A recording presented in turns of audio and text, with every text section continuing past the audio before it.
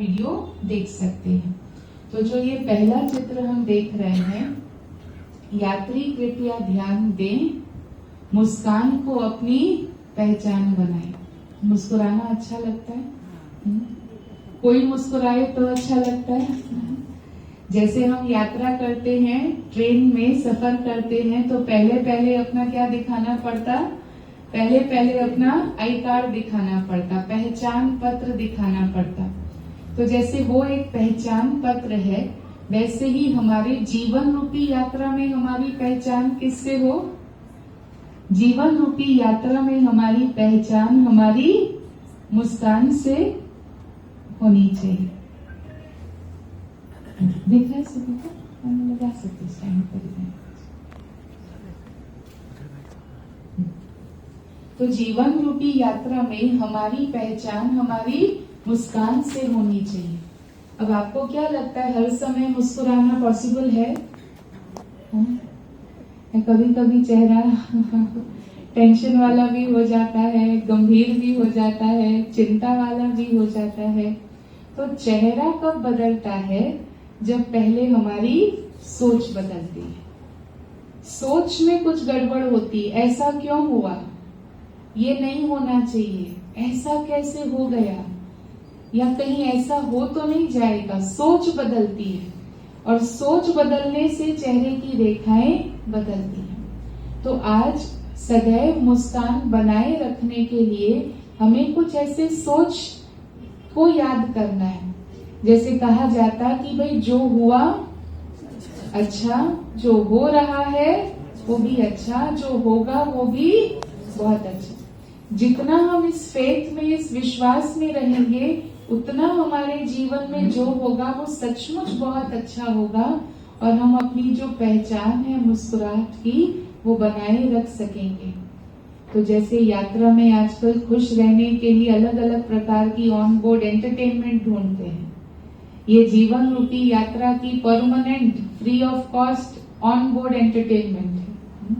जब हमारे चेहरे पर मुस्कान होंगी तो हमारी यात्रा भी अच्छी होगी और सह यात्रियों की भी यात्रा अच्छी होगी। इसलिए हमेशा चाहे छोटी यात्रा हो चाहे जीवन रूपी यात्रा हो, याद क्या रखेंगे? मुस्कान को अपनी पहचान बनाएं। तो ये पहला चित्र। दूसरा चित्र देखते हैं। यात्री कृपया ध्यान दें, प्रतिकूल में भी कुल रहे। यात्रा तो नाम ही वो है कि जहां पर कोई ना कोई ऊपर नीचे बात आती है। कोई कहे हम यात्रा पर हैं और कोई बात ऊपर नीचे ना हो, ऐसा हो सकता है? कभी ट्रेन लेट हो जाएगी, कभी कैंसिल हो जाएगी, कभी क्या फ्लाइट का कुछ होगा, कभी ऐसी खबर आ जाएगी कि वहां ऐसे हो रहा है, हम घर से बाहर निकल चुके हैं। लेकिन एक स्लोगन हमेशा हमें याद रखना है, प्रतिकूल में भी स्थैर्य।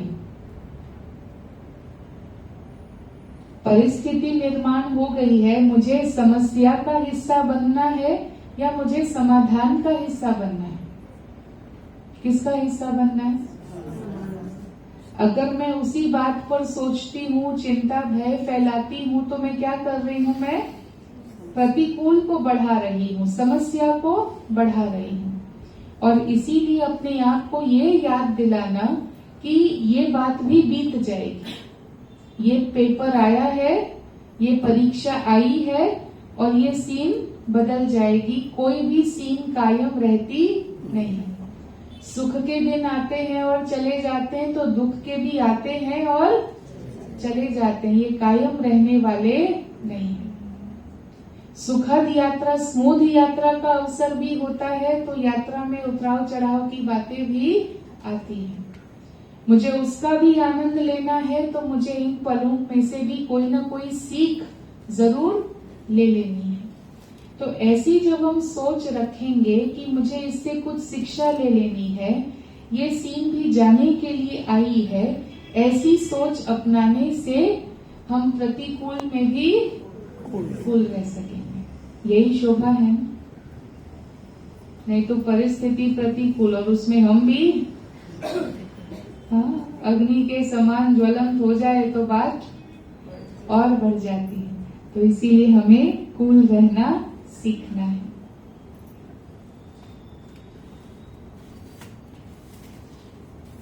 तीसरा चित्र है, यात्री कृपया ध्यान दें, इंतजार नहीं इंतजाम करें। खास बॉम्बे जैसे शहर में तो बार बार होता, ऐसे ट्रैफिक में फंस जाते हैं, जो दिल होती है गाड़ी से बाहर निकलो, हेलीकॉप्टर बुलाओ और चलो, कब तक बैठे रहेंगे। लेकिन हकीकत तो ये होती है, हेलीकॉप्टर तो क्या, उस सड़क पर साइकिल भी नहीं चल सकती ऐसी। अब क्या करें, क्या करें? परेशान हो जाएं, शिकायत करें, लोग ही ऐसे हैं, सिस्टम ही ऐसी है, सड़कें ही ऐसी है, प्रशासन ऐसा है, ध्यान नहीं देता कोई, लोग चलाते नहीं ध्यान से। ये प्रकार के सोच करने से वो ट्रैफिक में से हम बाहर आ जाएंगे। परिस्थिति बाहर है, उससे हम और ही अपने मन की स्थिति को भी बिगाड़ रहे हैं। तो क्या करना चाहिए? कारण जो है, चलो जब तक उसका निवारण हो, कोई सड़क पर ट्रैफिक जैम कायम रहा है हमेशा के लिए, समय लग सकता है, खुलेगा तो जरूर। तब तक मुझे क्या करना है? सबसे पहली बात तो भाई, हम जहां जा रहे हैं वहां हम इन्फॉर्म कर दे कि भाई हमें देर हो जाएगी। कोई कार्य वो कर सकते हैं तो वो कार्य हम उनको सौंप दे कि आप ये कार्य करो। दूसरा, हमारे पास भी आजकल कई कार्य है जो फोन पर हो सकते हैं। तो कोई ईमेल चेक करना है, कोई मैसेज भेजना है, कोई फोन पे हो सके फोन करने हैं किसी को, फोन पे होने वाले काम हम करते रहेंगे तो उसमें दो चीजें होंगी। एक तो हमारा मन बुद्धि भी उसमें ऑक्यूपाई हो जाएगा, और दूसरा फिर हमारा जो टाइम है वो सफल हो रहा है तो उसका प्रेशर, जो इतना ट्रैफिक में टाइम जा रहा है, उसका कम हो जाएगा। तो इसी प्रकार से जीवन रूपी यात्रा में भी हमें अच्छे काम करने के लिए इंतजार नहीं करना। कई लोग सोचते हैं ना, दान कब करेंगे, पुण्य कब करेंगे, समय पर करेंगे। लेकिन कल किसने देखा? इसीलिए कोई भी अच्छा काम करने का संकल्प आए तो इंतजार नहीं इंतजाम करें। किसी के साथ कुछ मन मुटाव हो गया है, क्षमा मांगने की बात हो तो भी उसका इंतजार नहीं करना, नहीं तो बहुत पश्चाताप रह जाता है। बहुत पश्चाताप, मेरी वजह से किसी के साथ मन मुटाव हुआ, उसको मैं सॉरी नहीं कह पाई और कारणे अकारणे वो चल बसा, तो जीवन भर बोझ।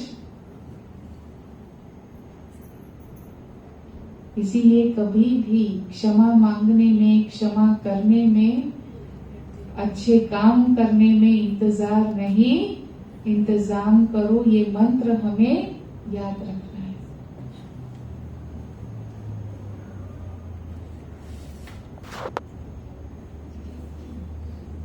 वैसे सीक्वेंस में हम इसके बाद वाला चित्र पहले लेते हैं।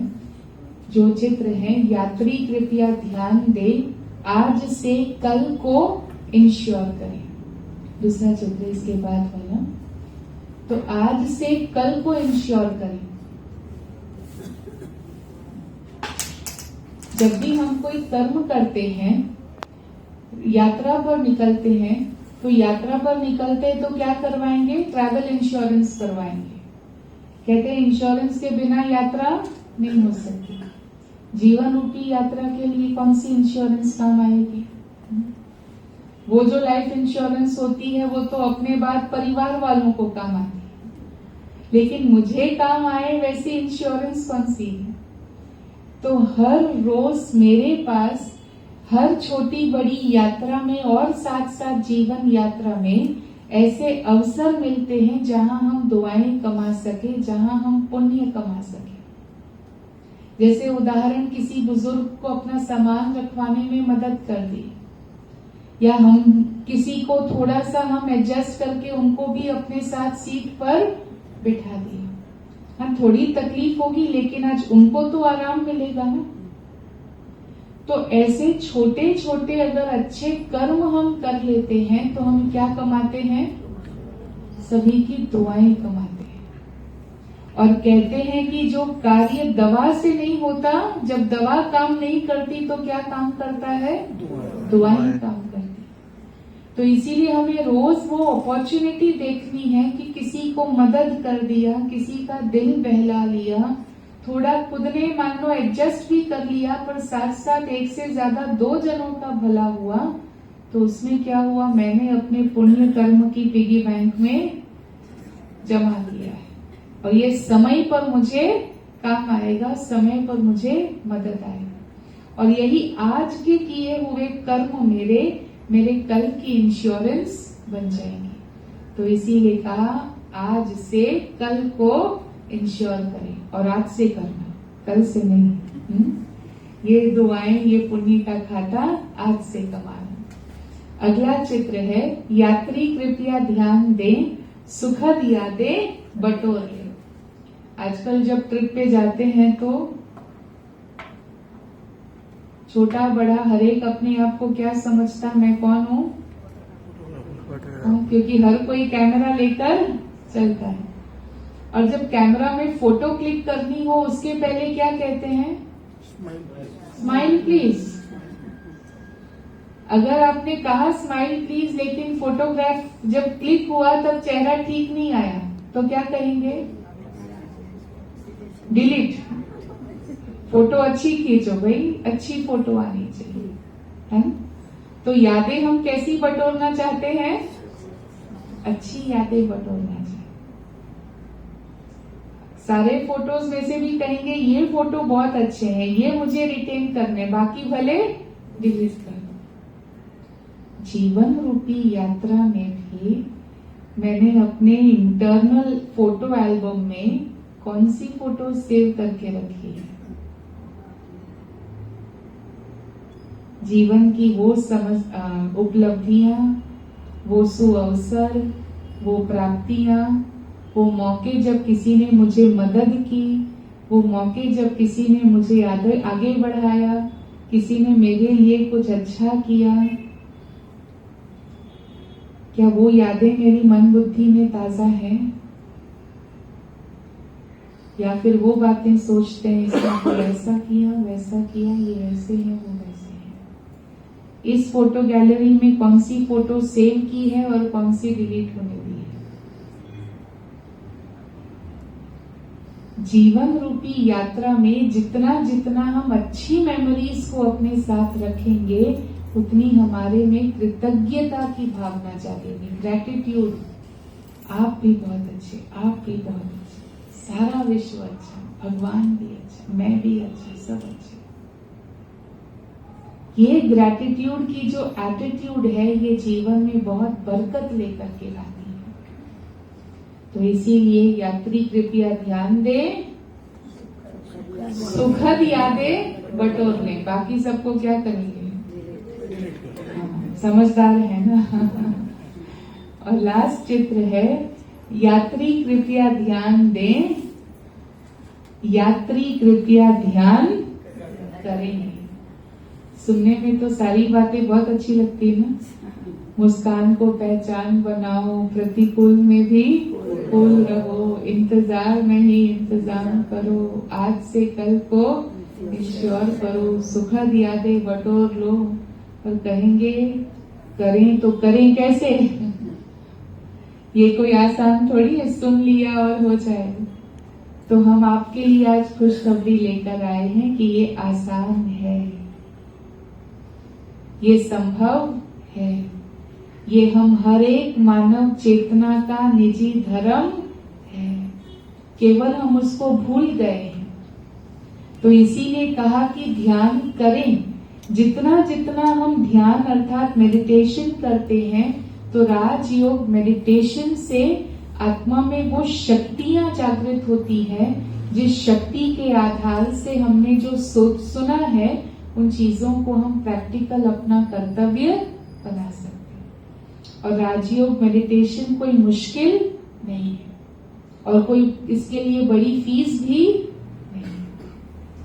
लेकिन जब हम इसके लिए समय निकालते हैं तो हमारी जीवन रूपी यात्रा बहुत ही सुगम, बहुत ही सफल, बहुत ही सुरक्षित बनती है। तो इसीलिए यात्रा के दौरान भी हमें ध्यान के मौके मिलते हैं। आप देख रहे हैं चित्र में लोग वेटिंग रूम में जाकर मेडिटेशन कर रहे हैं। सिग्नल पर भी रेड लाइट आती, 1 मिनट वहां रुको तो ट्रैफिक कंट्रोल हो जाता। और ऐसे ही जितना जितना हम ध्यान सीखते हैं अर्थात मेडिटेशन सीखते हैं, उतना उतना हम अपने आप को खुश और शक्तिशाली महसूस करते हैं। तो इसीलिए यात्री कृपया ध्यान दें, यात्री कृपया ध्यान करें। ऐसे कहते हुए फिर जहां हम बाहर सेवा के लिए जाते हैं उन्हें सेवा केंद्र पर मेडिटेशन सीखने का निमंत्रण देना है। तो ये है आदर्श यात्री प्रदर्शनी। आदर्श यात्री बनना है, हमें भी बनना है और औरों को भी बनाना है। तो ये प्रदर्शनी की सेवा के लिए हर किसी को अपने आप को तैयार करना है। इजी लगा? समझा सकेंगे? सिर्फ सुन सकेंगे या सुना भी सकेंगे? क्योंकि औरों तक पैगाम पहुंचाना है ना। जितने अच्छे से समझाने वाले तैयार होंगे उतनी ये सेवा बहुत अच्छे से कर सकेंगे। तो इसके नोट्स भी हैं, हम वो शेयर करेंगे पारुल बहन से। और मैं देख रही हूँ भाई ने वीडियो भी लिया है, तो अच्छी तरीके से इसका भाव समझकर, अर्थ समझकर, ओवरऑल स्थूल यात्रा और जीवन रूपी यात्रा, इन दोनों के जो समानता है, पैरेलल्स हैं, वो ड्रॉ करते हुए हर एक चित्र में दोनों बातें की शिक्षा इसमें दी हुई है, जिससे हर यात्रा के समय हम स्वयं एक आदर्श यात्री बन सके। ये प्रेरणा फिर हमें सभी को भी देनी है। और एक जो QR कोड है, तो उसका कोई एक आप ग्रुप को सारे चित्रों में से किसी एक चित्र पर डेमो भी दे सकते हैं। तो किन्हें फिर अलग से वो वीडियो देखना हो तो भी वो इस फोटो को क्लिक करके या तो फोटो क्लिक करके रखे, आगे स्कैन करें, या डायरेक्ट स्कैन करके भी रख सकते हैं और सुन सकते हैं। तो ये सेवा है। एक और सेवा भी आई हुई है, चल